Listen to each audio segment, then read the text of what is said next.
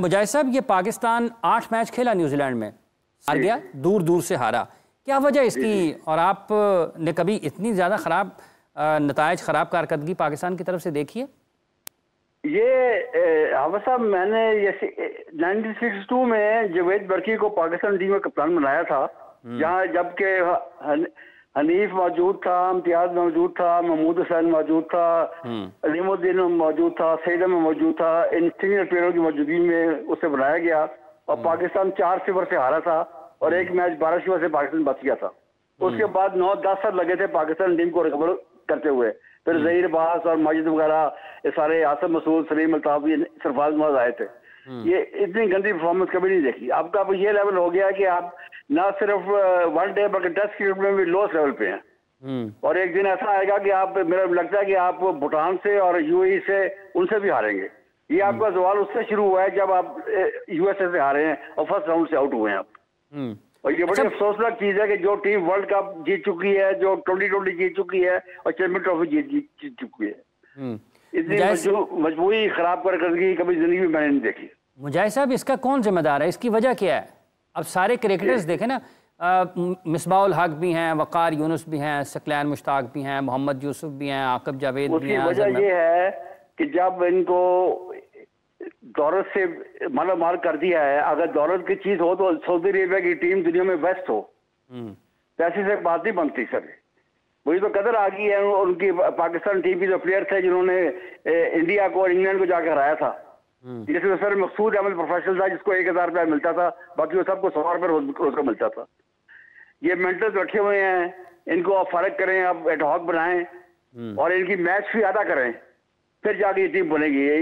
ये दोस्ती पर चक्कर चलता रहा कि तुम मेरी तारीफ करो, मैं तुम्हारी तारीफ करता हूँ। आपको मैं मिसाल देता हूँ कि ऑस्ट्रेलिया में बैटमैन के बाद सबसे बड़ा प्लेयर मैं पॉन्टिंग को मानता हूँ, और पॉन्टिंग माइकल क्लार्क को लेके आया था। इंडिया के खिलाफ एक मैच में नहीं चला पॉन्टिंग, तो माइकल क्लार्क ने उसको ड्रॉप कर दिया था। उन्होंने कहा था it doesn't belong to this team. पर हमारे मुल्क में रीइंफोर्सिंग होता है, प्लेयर ड्रॉप फेल हो ही जा रहा है, खिलाई जा रहा है, खिलाड़ी हैं, फिर 50 करते हैं, फिर 5 मैच पक्के हो जाते हैं। लेकिन मुजाहिद साहब, इस टीम में तो ये भी खबरें मीडिया रिपोर्ट करता है और क्रिकेट के हलकों में सुनने को मिलता है कि कप्तानी का भी मसला है। हर शख्स कहता है कप्तान बनना चाहता है, और पाकिस्तान क्रिकेट बोर्ड ने भी यही किया है। बाबर को लगाया, हटा दिया, शान को लगाया, शाहीन को लगाया, हटा दिया, फिर बाबर को बना दिया, हटा दिया, फिर रिजवान को बनाया, उसको एक फॉर्मेट से हटा दिया, सलमान को बना दिया। तो ये क्या आपको लगता है कि ये भी एक मसला है? इससे कैसे निपटा जा सकता है? एडमिनिस्ट्रेशन और मैनेजमेंट कमजोर है। जब एडमिनिस्ट्रेशन और मैनेजमेंट कमजोर होगी तो ये कुछ होगा, यही कुछ होगा, यही म्यूजिकल चेयर की ये गेम होगी, बस यही होगी। लेकिन मुजाहिद साहब, एक टाइम में जावेद मियांदाद कप्तान बन गए और मुतबादिल खिलाड़ी एच कारदार ने एक टीम खड़ी कर दी। आज तो पाकिस्तान के पास वो भी नहीं है। क्या ऐसा कुछ फैसला हो सकता है आपके ख्याल में? फैसला हो सकता है अगर कारदार और कॉर्नेलियस और एजाज भट्ट टाइप बंदे आए, फिर ये कुछ हो। एजाज भट्ट को देखें कि इन्होंने सीनियर प्लेयरों ने बगावत की थी, कैसा निकाला था उन्होंने, कारदार ने कैसा किया था। इसलिए जरूरत चाहिए आपको। ठीक है मुजाहिद साहब, ये जो अफगान शायकीन की पाकिस्तान क्रिकेट टीम की तरफ बढ़ता हुआ नफरत वाला रवैया है, आज भी खुशदिल शाह के साथ वहाँ पर एक नाखुशगवार वाक़या हुआ है, जिस पर पाकिस्तान क्रिकेट बोर्ड ने भी अपना बयान जारी किया है। इसकी क्या वजह है और आपके ख्याल में इसका हल क्या है? मैं आपको बताता हूँ, ये बड़ा अच्छा टॉपिक किया। आपको पता है कि जब 1947 में पाकिस्तान आज़ाद हुआ था तो पाकिस्तान ने अप्लाई किया था UN मेंबरशिप के लिए, और सिर्फ एक मुल्क ने पाकिस्तान की मुखालफत की थी, वो था अफगानिस्तान। भारत ने भी मुखालफत नहीं की थी, और पाकिस्तान ने इन पे इतना एहसान किया है कि 4 मिलियन अफगान को इनको पनाह दी। इधर एक हजरत अली का कॉल है कि जिस पे एहसान किया उसके शर से बचो। ये कोई नई चीज नहीं है। आपको याद है कि इंग्लैंड में वर्ल्ड कप हुआ था तो मैनचेस्टर में भी अफगानियों ने बदतमीजी की थी पाकिस्तान के साथ, आपको याद होगा। बिल्कुल ऐसी है। हाँ बिल्कुल ऐसी है। मैं इस पे हैरान नहीं हुआ। अच्छा, आपके लिए कोई हैरान नहीं था? बिल्कुल हैरान नहीं हुआ, ये तो थे।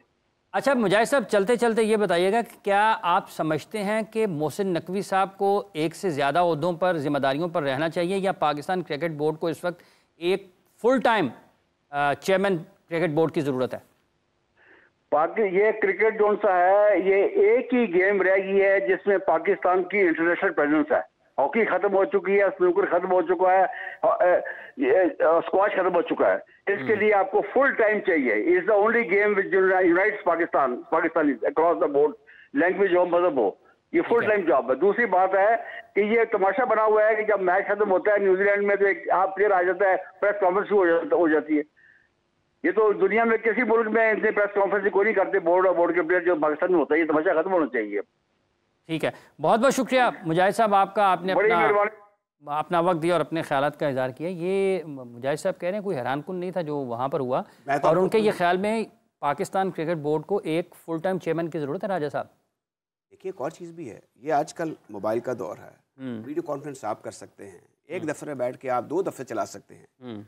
ये बात भी एक अलग है कि आप फिजिकली वहाँ मौजूद हैं या नहीं हैं, लेकिन ये तो कोई मेरे ख्याल में आजकल के दौर में ऐसा इशू ही नहीं है। जहाँ तक फैसलों की ज़रूरत है, दूसरी तरफ मैं ज़रूर आऊँगा कि जो हम जब बिगाड़ पैदा होता है ना, वो एक एक्सटर्न एक्शन होता है from the office of the chairman, वो हमने नहीं देखा। और ना मैं ये कहना चाहता हूँ कि सेशन कमेटी तोड़ दें, बल्कि ये जवाब तलबी ज़रूर होनी चाहिए कि ये क्या हो रहा है, इसके रीजंस क्या हैं।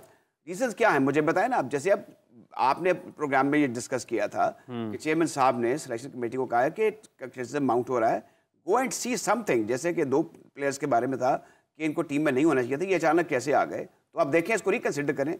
लेकिन सिलेक्शन कमेटी ने कहा नहीं जी सब ठीक है। इसका मतलब ये है कि वो खुद दखल माकूलात नहीं करते, वो कहते हैं कि जो शख्स मैंने अपॉइंट किया है he should do the best.